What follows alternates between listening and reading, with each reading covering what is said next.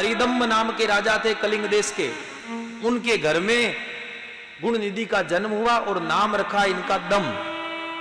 दम का मतलब दमन करने वाला, दमन करने वाला। लेकिन अब ब्राह्मण था इसलिए पूर्व जन्म का कुछ ऐसा पुण्य रह गया होगा कि पूर्व जन्म की थोड़ी सी बात याद थी कि मैंने तो पूरे जीवन में सिवाय पाप के कुछ नहीं किया, लेकिन गलती से एक दिन मैंने चोरी करने के बाद से दीपक महादेव के मंदिर में लगाया और उस कारण देखो मुझे एक राजा के घर में जन्म मिल गया, राजा के घर में जन्म मिल गया।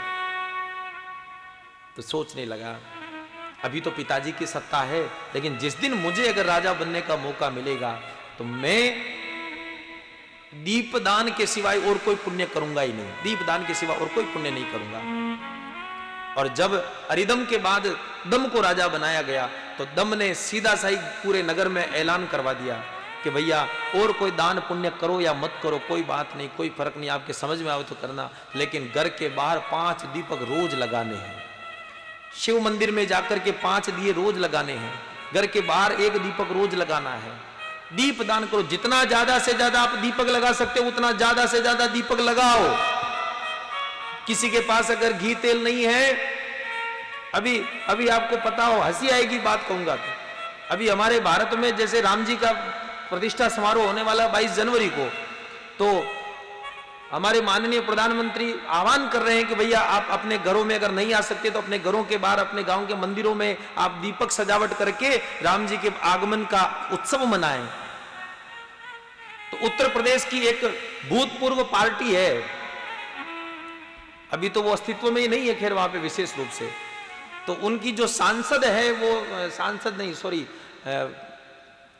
विधायक जो है वो लेकर के कहती है कि प्रधानमंत्री जिस तरीके से दीपक की जो बात कह रहे हैं कि दीपक लगाओ, तो उनको कहो कि ये तभी संभव होगा जब आप हमारे घर में घी और तेल के डब्बे भेजेंगे। पहले हमारे घर में घी तेल के डब्बे भेजो, उसके बाद हम दीपक लगाएंगे, तब सोचेंगे लगाना है कि नहीं लगाना। आप तो कह गए कि दीपक लगाओ, हमारी श्रद्धा भी नहीं होगी तो बता, तो वहां भी या घोषणा करवा दी। अब बताओ, अगर आप इस धरती में आए और अगर 5 दीपक लगाने जितनी अगर आपकी सामर्थ्यता नहीं है, इतनी अगर भगवान ने हमको औकात नहीं दी, फिर यहां जी करके भी हम कौन सा झंडा गाड़ रहे हैं भैया, फिर तो मर ही जाना चाहिए। लेकिन ऐसे नालायकों को क्या, जिसको राम से आपत्ति हो तो वो फिर भारत का क्या हो सकता है भैया, जिसको राम से आपत्ति हो। जबकि राम कोई भगवान नहीं है, वर्तमान में भारत का अभिमान बनकर के, भारत का स्वाभिमान बनकर के आ रहे हैं, तो हमें उनका शिद्दत से स्वागत करना चाहिए। पर ऐसे मूर्खानंद कहते हैं कि भैया दीपक के लिए पहले घी के डब्बे घर भेजो। नाम तो नहीं लेंगे अपना, ऐसा राजनीति का कोई काम नहीं है, लेकिन बात की बात है। तो यहां भी दम ने कहा कि भैया तुम्हारे पास जितना नहीं हो तो हमको कहना, हम तुम्हारे घी तेल की व्यवस्था कर देंगे, लेकिन दीपक लगाओ, दीपक लगाओ।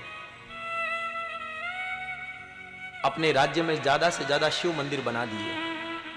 लोगों का आदत पड़ गई कि भैया चलो शाम हो गई, दीपक लगाने चलना, दीपक लगाने चला। सारे शिव मंदिरों में अधिकतर दीपक उजाला नहीं होता, अंधेरा होता है। दम ने पूरे राज्य में शिव मंदिरों में उजाला करवा दिया।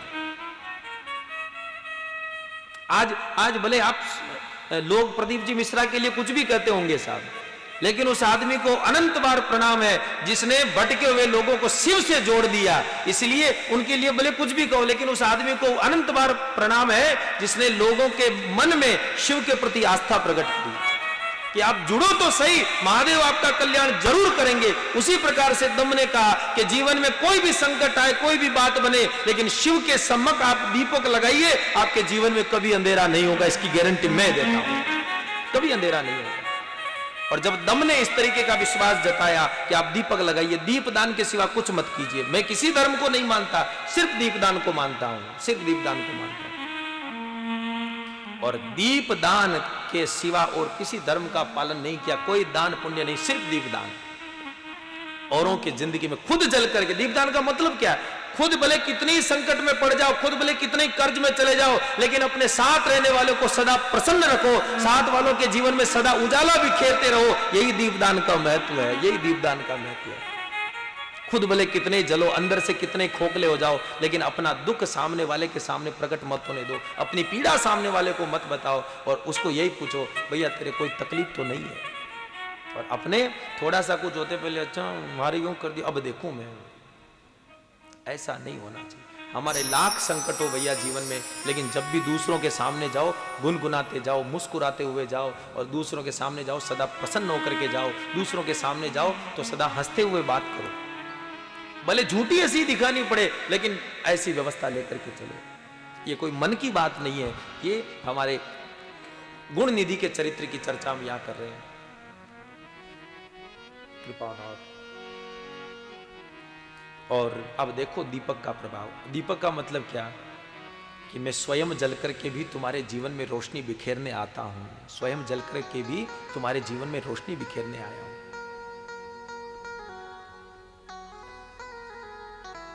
और दीपक सार्वजनिक संपत्ति है।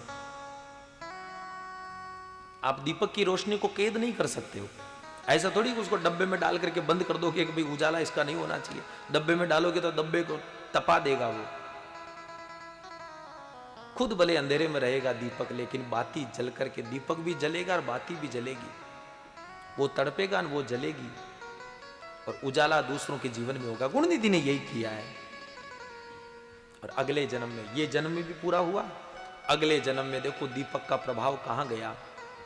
स्वयं ने दुख झेल करके दूसरों के जीवन में सुख का आह्वान किया, दूसरों के जीवन में सुख का प्रवेश करवाया, तो अगले जन्म में महादेव की कृपा हुई और भोलेनाथ एक एक चीज को वापस सूद समेत लौटाते हैं मेरे भाई, सूद समेत लौटाते हैं।